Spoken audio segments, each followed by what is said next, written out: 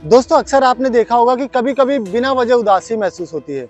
एक खालीपन सा, अधूरापन सा महसूस होता रहता है। उसकी कोई भी वजह नहीं होती है, ना ही आपके साथ कुछ बुरा हुआ है, ना ही तो कुछ गलत हुआ है, लेकिन फिर भी बिना वजह उदासी महसूस होने लगती है।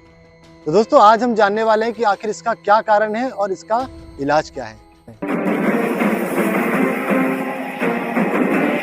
हेलो दोस्तों, नमस्कार, स्वागत है आप सभी का आपके अपने YouTube चैनल मॉरल विश्व में। दोस्तों हमारे लाइफ में अक्सर हम लोग देखते हैं कि कुछ लोगों को तो कुछ जेन्युइन समस्याएं होती हैं। कोई ब्रेकअप हो गया या फिर कुछ परिवार में कुछ अच्छा नहीं चल रहा है, जीवन में कुछ अच्छा नहीं चल रहा, तो उनका उदास होना बनता है और समझ आता है कि वो क्यों उदास है। कभी कभी कुछ लोगों के जीवन में तो कोई समस्या ही नहीं होती है, सब कुछ बढ़िया चल रहा है, सब अच्छा चल रहा है, लेकिन फिर भी बिना वजह उदासी महसूस होती है। एक अजीब सा खालीपन महसूस होने लगता है और ये हमेशा नहीं चलता, कुछ टाइम लिमिट के लिए ऐसा होता है। तो दोस्तों ये क्या है और इसका इलाज क्या है? सबसे पहले तो हमें जानना होगा कि आखिर ऐसा होता क्यों है। दोस्तों हर चीज के पीछे कोई ना कोई वजह होती है, कोई ना कोई कारण होता है। ऐसे ही कभी भी कुछ भी नहीं होता है। अगर आपको उदासी महसूस हो रहा है तो इसके पीछे भी कोई ना कोई वजह है, बस हम वो वजह समझ नहीं पाते हैं। अब जैसे कि मान लीजिए किसी को उदासी महसूस हो रहा है तो इसके पीछे दो कारण होते हैं। या तो आप कुछ पाना चाह रहे हो और आप वो पा नहीं पा रहे हो, और या तो आपके साथ कुछ गलत हुआ है। इसको हम लोग थोड़ा और अच्छे से समझते हैं। ऐसा जरूरी नहीं है कि वो चीज हमारे साथ अभी ही हुई हो, कभी भी हो सकता है, 1 महीने पहले, 2 महीने पहले, या कभी भी हुआ हो। अब हालांकि आप कॉन्शियस माइंड के लेवल पर सब भूल चुके हो, सब छूट गया है और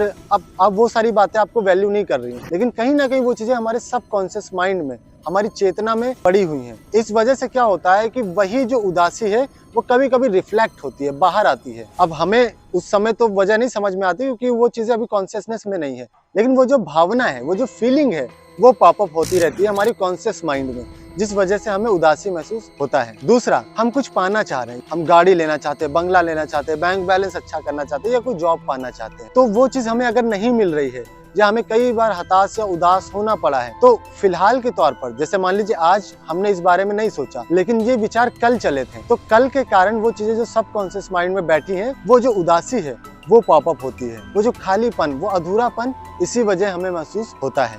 लेकिन हमें इस समय उसकी वजह समझ में बिल्कुल भी नहीं आती है, क्योंकि इस समय हमें पता ही नहीं कि ऐसा क्यों हो रहा है। क्योंकि प्रेजेंट में तो सब अच्छा चल रहा है, सब बढ़िया चल रहा है और वो बातें हमारे मन में है भी नहीं, लेकिन क्योंकि वो सब कॉन्शियस माइंड में है, इसीलिए उसके जो अनुभव हैं या फिर उसके इमोशंस हैं, तो वो पॉपअप होते रहते हैं हमारी कॉन्शियस माइंड में कभी कभी। दोस्तों हम बात कर लेते हैं इसका दूसरा कारण, जो कि होता है एनवायरमेंट फैक्टर। मतलब कभी कभी कुछ मौसम ऐसा होता है, इन्वायरमेंट ऐसा होता है, जिस वजह से हमें मौसम के कारण, माहौल के कारण भी इस वजह से महसूस होने लगता है। अब दोस्तों जो मौसम के कारण भी महसूस हो रहा है, इसके पीछे भी हमारी बैक मेमोरी ही काम करती है। यानी उस मौसम में कभी कुछ हुआ होगा आपके साथ, तो वो बातें तो हम भूल जाते हैं, लेकिन मौसम और वो जो भावनाएं हैं, इमोशंस हैं, वो हमें याद रहते हैं। तो जब भी वैसा कभी मौसम आता है, तो जैसे इमोशंस को हमें फेस करना पड़ा था, हमें वैसे ही इमोशंस यहाँ पॉपअप होने लगते हैं। तो दोस्तों ये थे उसके कुछ कारण। अब हम जान लेते हैं कि इसका इलाज क्या है। हमारी जो बैक मेमोरी है, वो अच्छी हो या बुरी हो, वो दोनों ही हमें तकलीफ पहुंचाती है। वो दोनों ही इमोशंस हमारे माइंड में कभी ना कभी पॉपअप होते रहते हैं, इसीलिए कल को भूलना बहुत जरूरी है।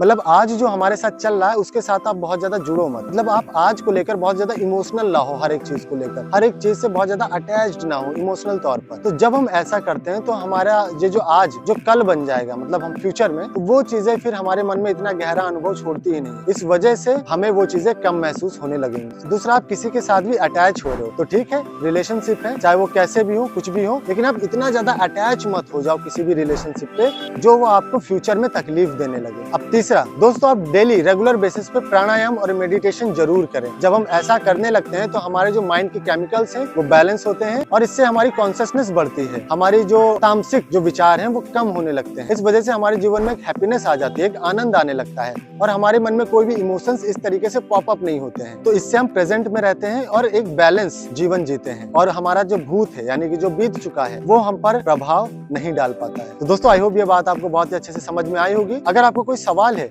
या आप कुछ भी पूछना चाहते हैं तो बिल्कुल हमारे कमेंट बॉक्स में पूछें, हम आपके सभी सवालों के जवाब देते हैं। तो दोस्तों स्वस्थ रहें, मस्त रहें, नमस्कार, जय हिंद।